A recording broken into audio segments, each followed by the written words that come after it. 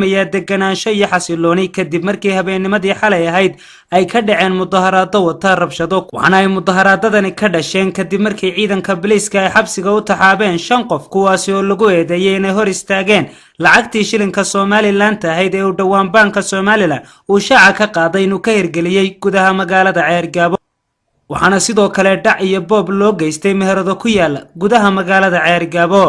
waxaana mudaharaadadan rabshadaha wata ay sababeen dhaawac ilaa 8 qof iyadoo telefishinkani caalamiga ee Somali Channel uu booqday cisbitaalka guud ee magaalada Ceergaabo iyadoo aanu madashaasi kula kulanay isku duwaha wasaaradda caafimaadka ee gobolka Sanaag Dr. Axmed Maxamed Jaamac Cali oo faahfaahin ka bixiyay xaaladda caafimaad ee dadyowga ku dhaawacmay rabshadihii xalay استيت قف داوعها استيت قف ولديهين دويني وحينا وقبلني وحنا كان هذا قام هذا قيا شغال على السوتالك وقاد وقربدي إلا ما أنت نشقيني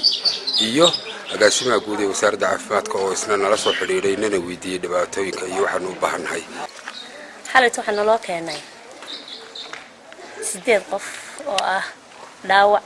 سديد داس بوحي هاين حبض أي قوة دعدي سديد داس waxay laba mid kamid ah waxay kaga dhacday gacmaha inta kale waxay kaga dhacday lugaha runtii dadkaas waxay ahayn dad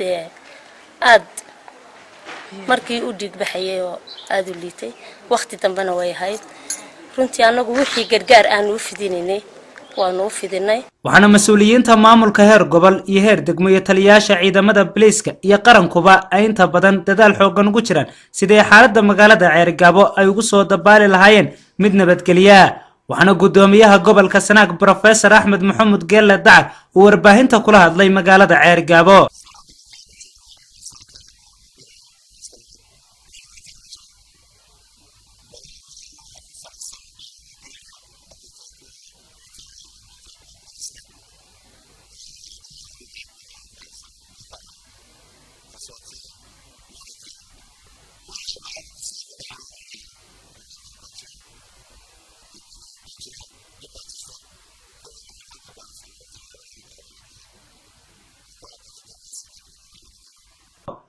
waxaana sidoo kale gudoomiyaha gobolka Sanaag Professor Axmed Maxamed Geelle Dacar uu shaaca ka qaaday in xilliga 8 habeenimo wixii laga bilaabo ay magaalada Ceergaabo ay tahay bandow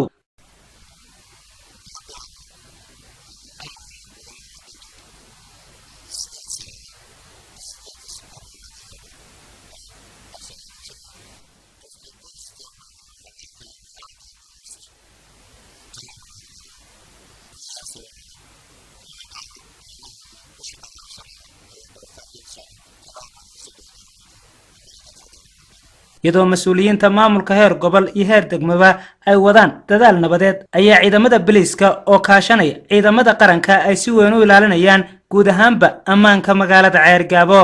Cabdi Naasir Khalid Saciid